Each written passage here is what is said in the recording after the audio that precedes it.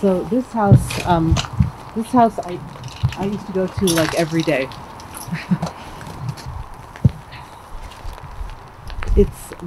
It's so strange to see a place that you know so well, and you know exactly what it looks like, and it feels like it was just yesterday, and it's been like probably 8 months ago that it looks the way I think of it, and yet it's just unreal. It's unreal. It's unreal.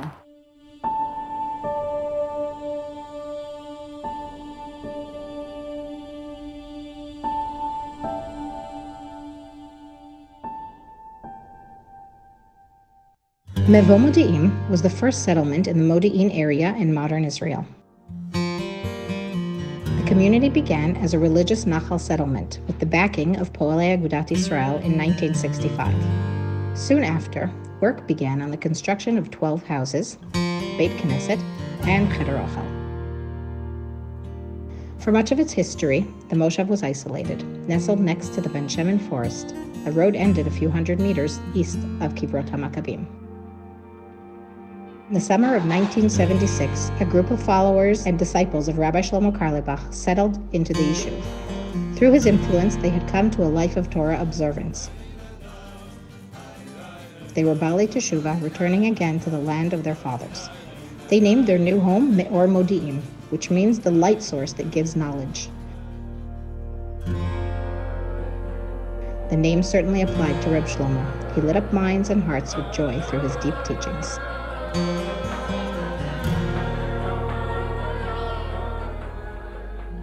The original members were English-speaking hippies, idealistic adults in their 20s and 30s, searching for spiritual truth. They, all in their own way, found Reb Shlomo, who turned them on through songs, stories, and Hasidic teachings. In the early years, there was isolation, poverty, torrential rain, muddy roads, lack of water, acts of hostility by terrorists. But as years passed, we managed to overcome any challenge life had presented us. Here was a community of belief, playing music and providing Shabbat hospitality.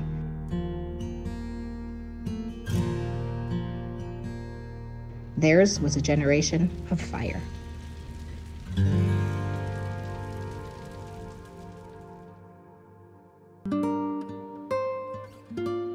People thought it was this huge community. They were so blown away by the size of the moshav. We were just this little moshav. So it's really a very little community with a very big heart. A lot of people say great things about the places that they live. And I always feel like, but you don't get it. Like, it's really special. Like, when I mean special, I mean like, it's really special.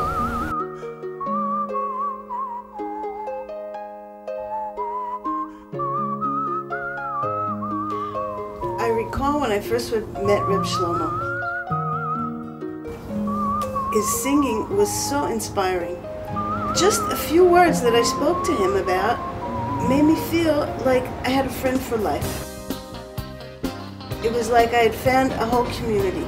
And then we started the moshav, and here we have a community where I and those of us can then follow Shlomo's way and welcome people to our community.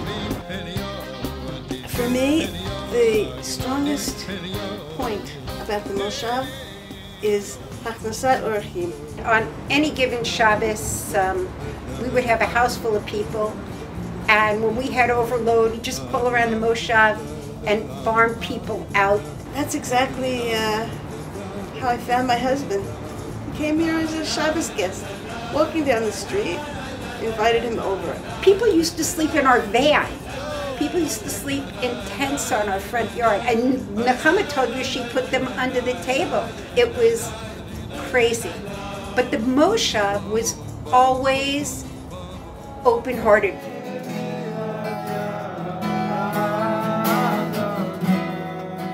To me, that was very interesting. I never knew religious people who were also so open. It's like this amazing family. It's a wonderful place to raise children, but it's also a wonderful place to grow old in. And seeing children everywhere out sitting under the trees, talking to each other, and kids climbing up and down, and I guess it just reflects like my dream of the kind of place that I want to live. Good Shabbos, good Shabbos, good Shabbos, good Shabbos, Shabbos. Just Shabbos is the highest here. For so many years I felt that when Shabbos came and we were dancing in shul, that the shul just took off. I thought that we were just floating in space. I really did. And there was so much energy and so much joy, so much simcha. Good Shabbos, good Shabbos. Living here and coming here, Shabbat was so beautiful. Good Shabbos, good Shabbos, good Shabbos.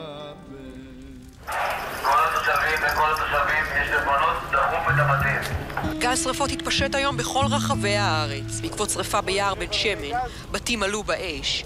במבוא מודיעים מרבית היישוב הוחרב.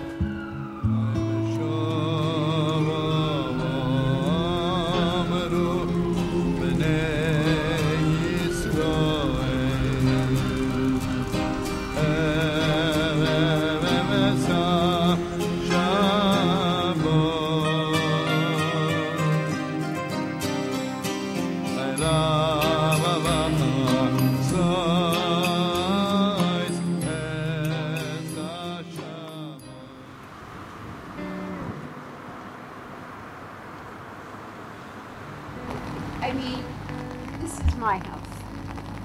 How do I feel seeing it like this? It was full of color, and it's an empty shell. It's a skeleton. Here.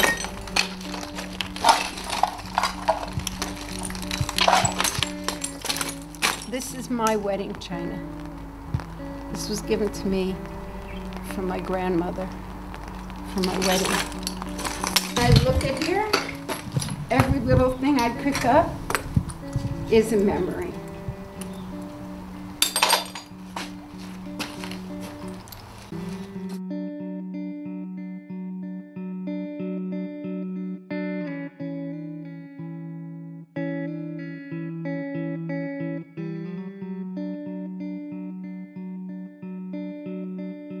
The entire house has to be taken down.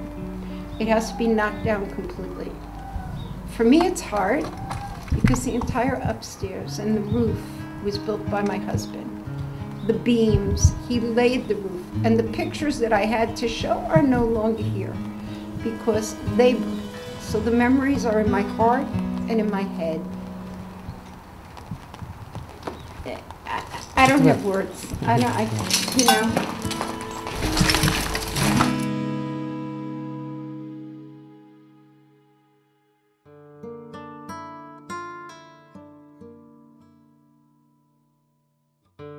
Very hard for me. It's very hard for me to come to terms with the delete that happened. The delete of my past, basically, and the memories. Very hard for me.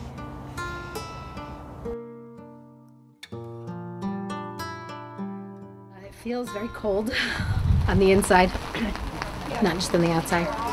And it's hard. It's hard for me to stand here and not just be knocking on my Ima's door that no longer exists and say, hey Ima, can I put something in the oven? Or can you come up and check on the kids? Or want to have lunch? Anything. Anything. What I wouldn't give to just be able to knock on the door.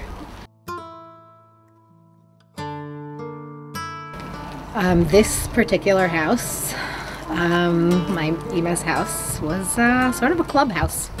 It was always like open, and there was an open conversation. You know, I'm talking about like, you know, being a teenager.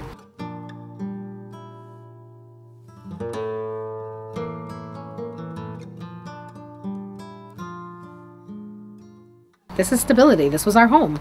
This is the only home that I've ever really known. Like, I didn't remember living in America till I was 4, and this is it. This is my whole entire childhood right here.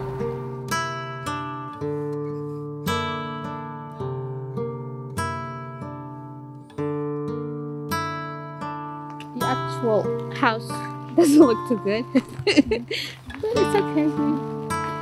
This was a house where people, because my husband was a fix-it man, had lots of tools and all kinds of things. People needed something, they knew where to come. They needed their bicycle pumped up, or they needed a tool for their house, or one of my neighbors needed some pieces for their floor to replace the tiles. They knew where to come. It was a giving house that hopefully.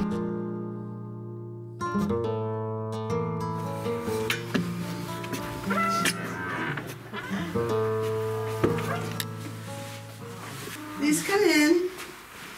Thanks for having us. Welcome. This is my favorite exercise, Hackmastat Orchim. I love to invite people into my house.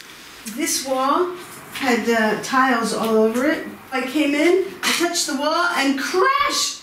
They all fell on the floor. There must have been a huge bonfire, barbecue of the house. And they say, it's dangerous now, we can't live here. Now, when you ask me what is my strongest memory of this house, it's my husband. We lived here in happiness and bliss, and Hackmastat Orchim was our biggest joy. When the fire came and I was evicted from my house, I didn't really appreciate the heaviness of that fact. And all of a sudden I realized, oh my goodness, how am I ever going to have guests again? I don't have a house. And now, after the fire, my problem is that I have to be the guest. And I don't like being the guest. I like being the host, the hostess. It's not the same because people aren't running my door down to try to become my guest in a different Yish community. It's only because I live in this community that the people want to be my guest. It's because of the atmosphere of warmth and friendship and happiness and joy and the singing in the shul. After the fire, I walked back here with my daughter on Shabbat, and I was like, oh my gosh, the shul is still, we had no idea. The shul was still totally intact, and we're walking around the shul, we can't believe it. And here it is, like it survived the fire. You know, every Shabbos we come together. For every Chagim we're here. You know, wherever else anyone else might be during the week, on Shabbos, this is a place to be.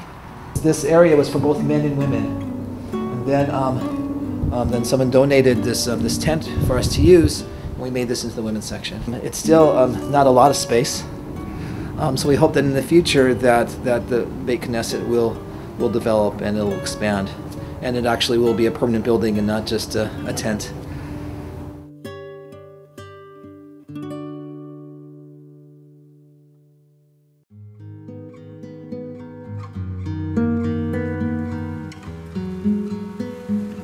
After the fire, I didn't take anything with me, and I was standing near the house, and Ito, who's working with Hudi, came by and said, oh, is this your house? And what are you doing? And I said, giving up again, giving up on finding anything in this pile of rubble. He said, don't give up. I'm helping you, and you're going to find something.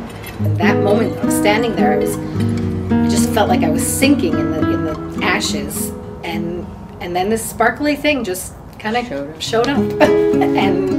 and now I have it with me, and it is still like a shining light to me within a lot of darkness that happened to us recently.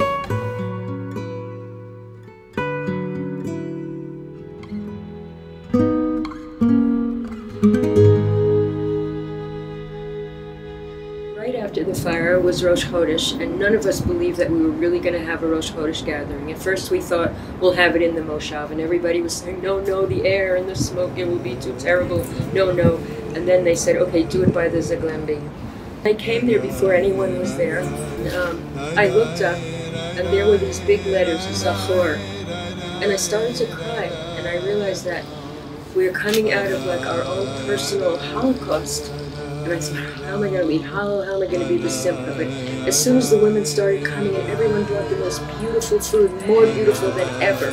Everyone brought like just such beautiful things, and we spread out mats, and it was one of the highest Rosh Chodesh gatherings ever. And this to me, like, really this describes the Moshav, that like we go through a lot of hard things here, and still we are there for each other, And we have simcha in our heart, and that is really always the secret ingredient when we have the simcha.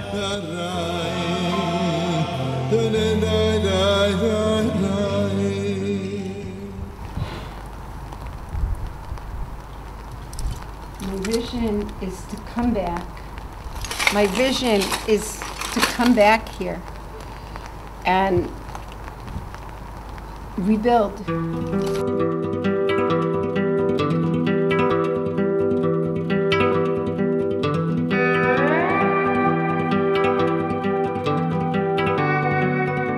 The coming off the fire on that Friday morning when we were in Ben Shemen, we were like smiling and love came back. It was something, was such a togetherness. I felt I was coming home again. When I came back here this time, and I came to Shul for Kabbalat Shabbat, there was such such a connectedness and the dancing, and it was like so high. It was like the light really was back in such a beautiful way.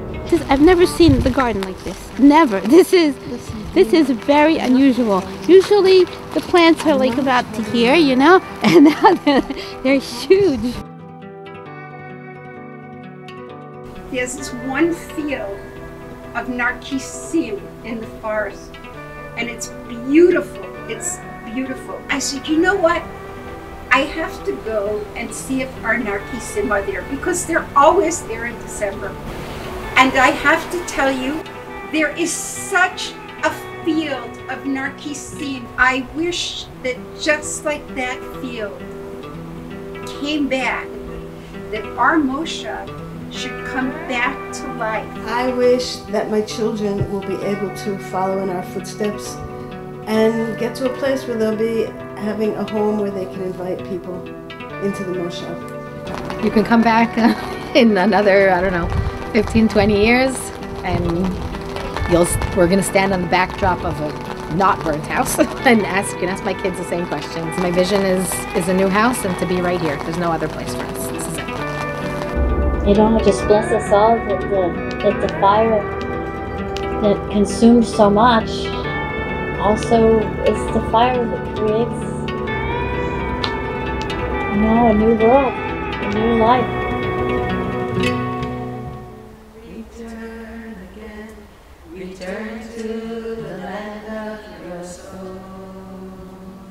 Return again, return again, return to the land of your soul. Return to who you are, return to what you are, return to where you are born and I felt closer to the community after the fire. I just felt like, wow, I said to my husband one day, like, oh my gosh, like, I love these people. Like, I didn't realize how much it penetrated into my heart and became part of me. return.